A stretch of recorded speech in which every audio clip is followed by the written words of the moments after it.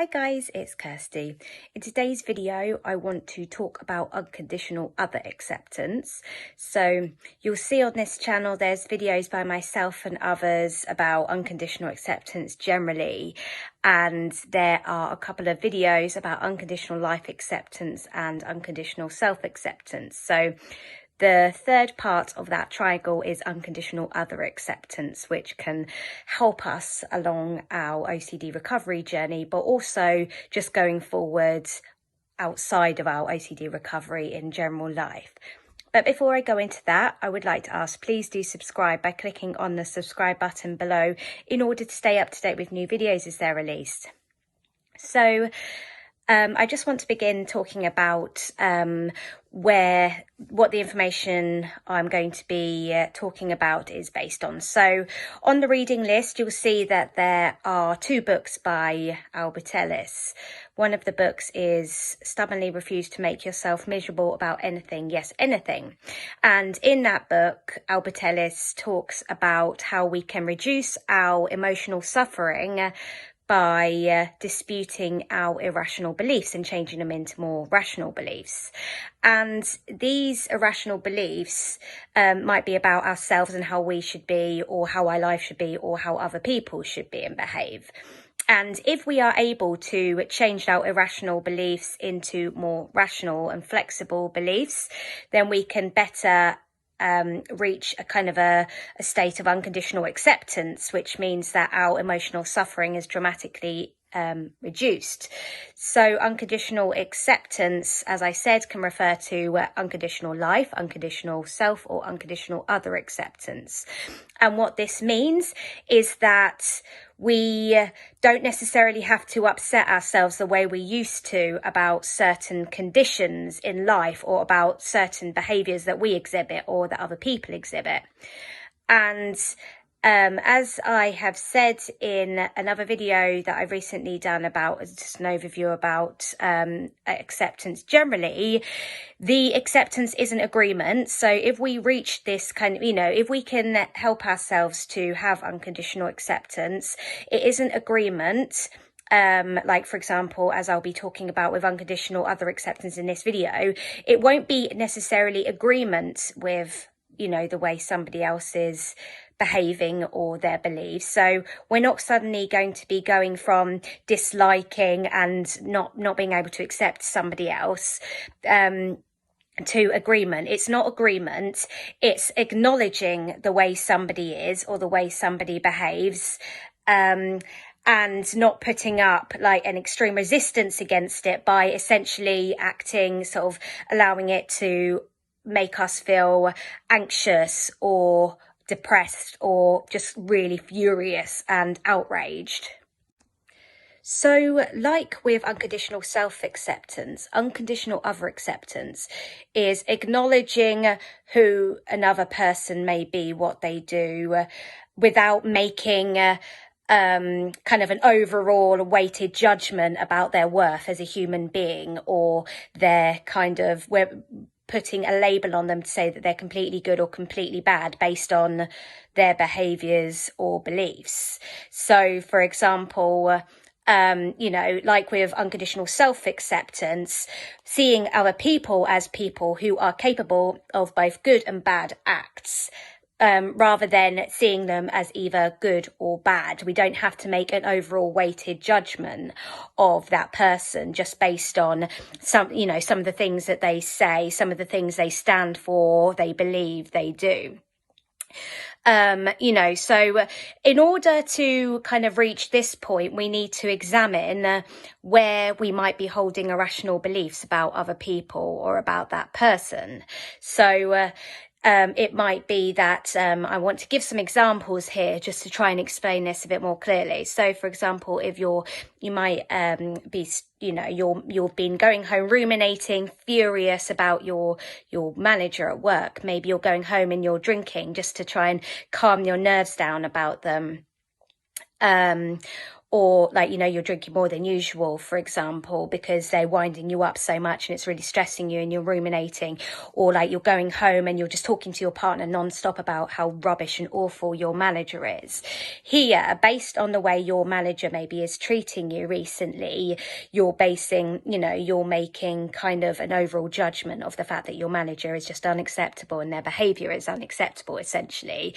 But what you're really doing here is, so the triggering event is your behaviors, actions, and the kind of thing that makes you feel like outraged or anxious or down about it are your beliefs about the way your manager might be acting. So what your beliefs might be is that my manager is just rubbish, they're awful, they should be more considerate of me in my personal life, or my manager should not have spoken to me like that, or they must not make me feel like this. So here you can see that we're saying rules about how our manager should and shouldn't behave.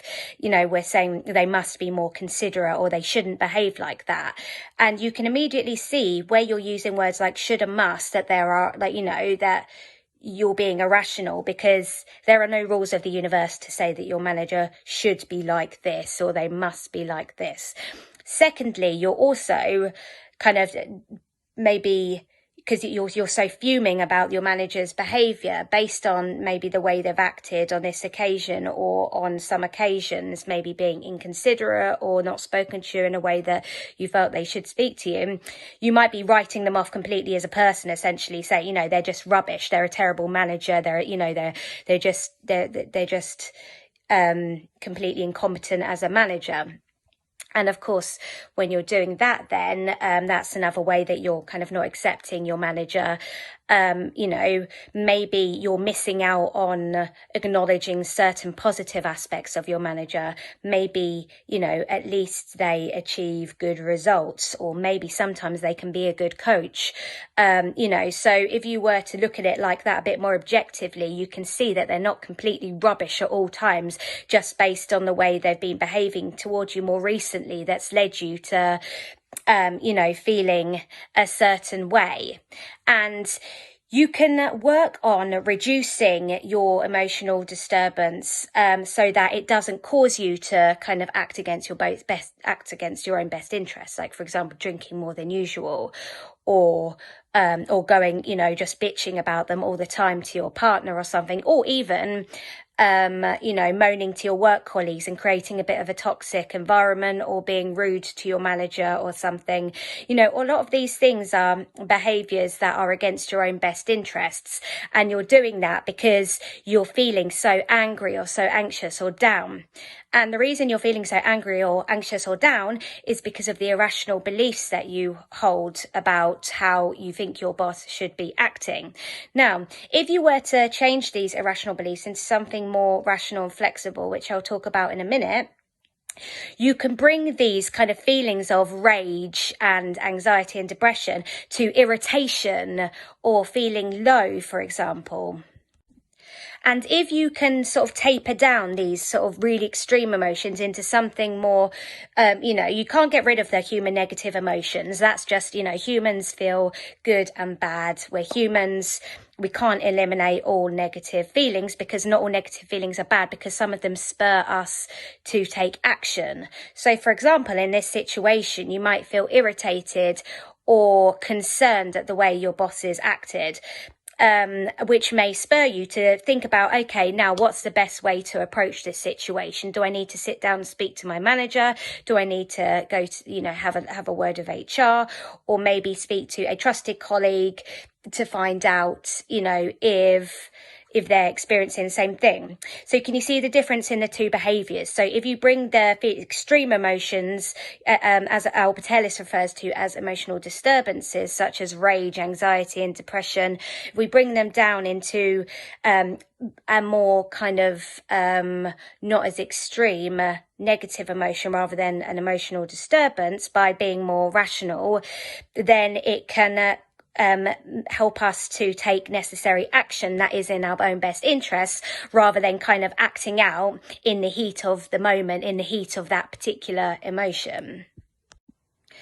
So I just want to give a couple more examples of where not having unconditional other acceptance may be causing us issues, and the difference between how we might behave and what might happen if we don't have unconditional other acceptance versus if we did. So another example might be if you're having relationship issues, or in the case of relationship OCD, perceived relationship issues, you might identify something in your partner that you start to fixate on, that you find difficult. And this may be, an actual thing that's been winding you up, or it may be something that, your ROCD is kind of fixating on and making it feel a lot worse than it actually would normally be.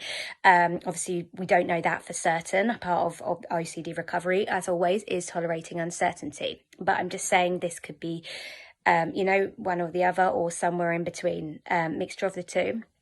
So say if you sort of start thinking that your partner might be judgmental, and you're saying, oh, they're judgmental, I can't be with someone that's judgmental, it would be awful to be with someone that's judgmental. You start to have very, very strong, maybe strong anxiety about being with somebody who's quite judgmental, for example.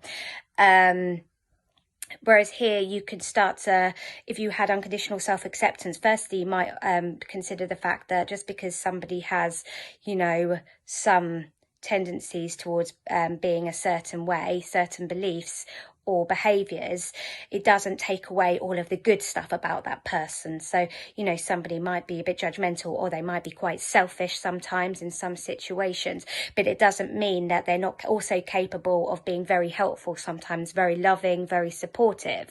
So there is that aspect of it.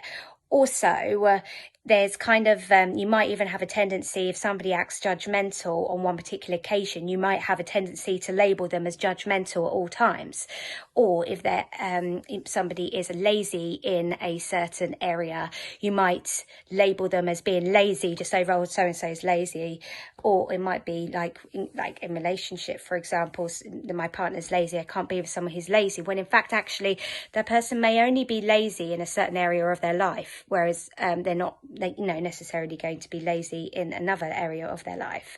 So, again, it's this kind of this labeling thing of rather than, looking at where we might label good and bad, it's labeling someone as one thing overall, when in fact it's only in one area of their life, that thing, like, for example, laziness or selfishness, that it might just be in a certain area, whereas in other sort of situations, that person may not be, exhibiting those kind of behaviours.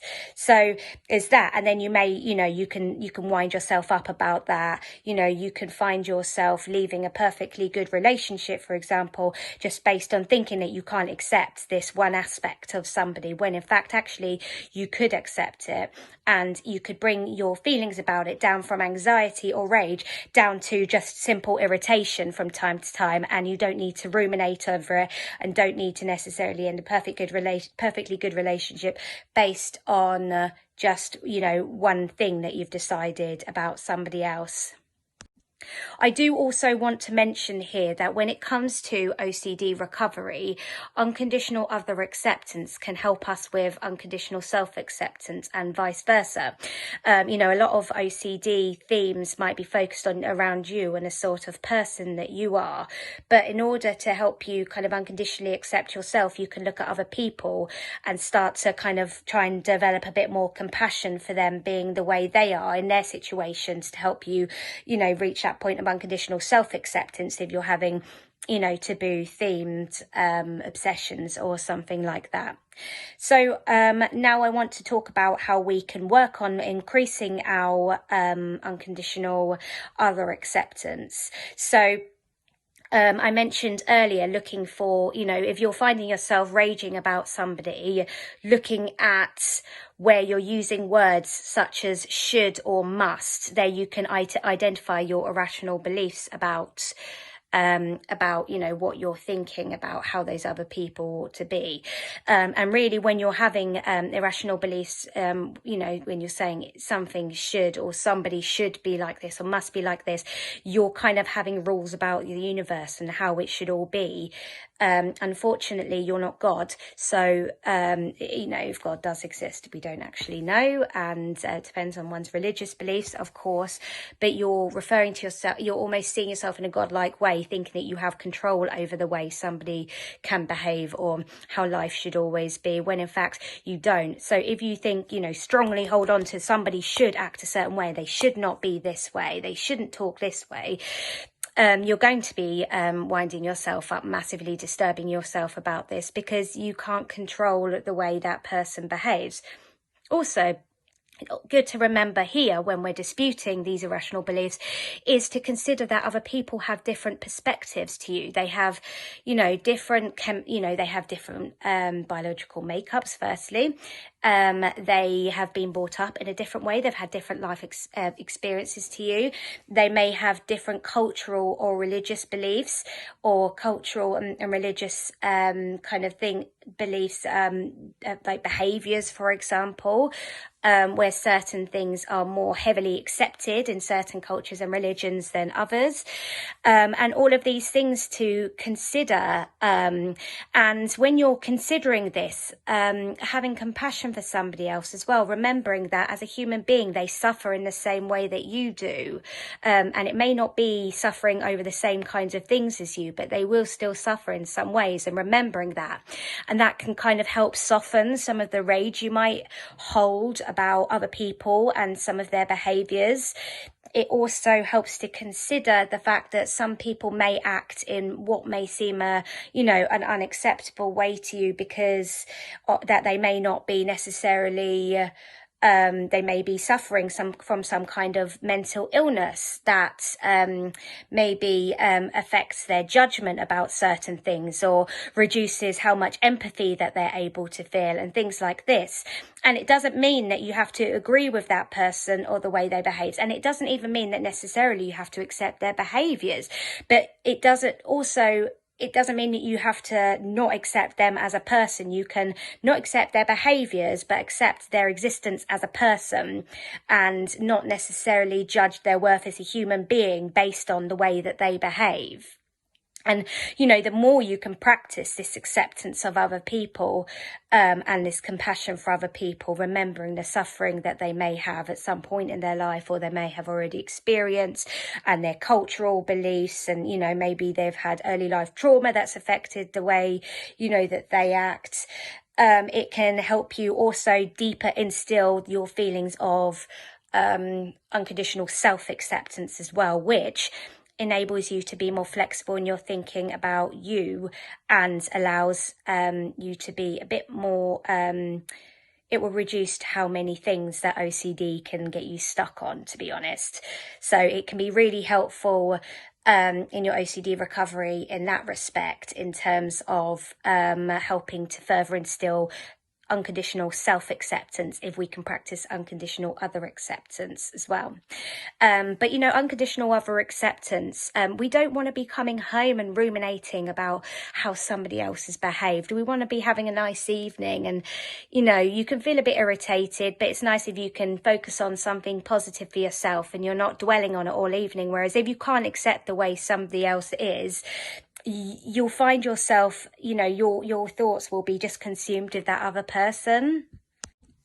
So I hope this video has been helpful in regards to explaining unconditional other acceptance, and how it can, by working on our unconditional acceptance, may bring down some of our negative feelings. We don't have to be we don't have to be demanding that other people live by the same values and principles as we live by. I personally like to try and find it important to be considerate of other people. But if I demand that other people are always considerate of others also, then unfortunately, I'm going to be winding myself up and disturbing myself all the time. Because not only are other people not always considerate of other people, whether that's all the time or just sometimes because of what they might have going on in their life, my perception of how considerate they may be of other people may be different to their perception. So they may think they're being very considerate of other people, but the way I interpret it may still be different. So it gives us a lot of freedom if we can work on this, so to bring these kinds of things down to kind of, irritation or disappointment perhaps, or just maybe sadness, rather than like I say, feelings like depression, rage or anxiety that may cause us to act not in our best interest. And in order to do that, it would be, like I say, considering the fact that other people have different perceptions of things, other people have different beliefs, other people don't view things in exactly the same way we do, so they don't necessarily view some things as bad the way that we might view things as bad. Considering all these things, and as I mentioned, also compassion as well, is always very, very helpful. So I hope it has been helpful, and thank you very much for watching. Take care. Bye. So essentially, you're giving that other person or these other people more power than really you need to be giving them over your life, your actions and your feelings, by practicing, by disputing where you don't have unconditional other acceptance. You're really empowering yourself to be responsible for your own feelings, rather than allowing somebody else and their behaviors and the way they are to dictate your feelings. If you can find yourself, feeling, raging all evening and going on and on about somebody else just based on their religious or their political beliefs, and that person may not even know who you are, but you're giving them so much power just by not being able to accept them as a person based on some of the beliefs that they hold.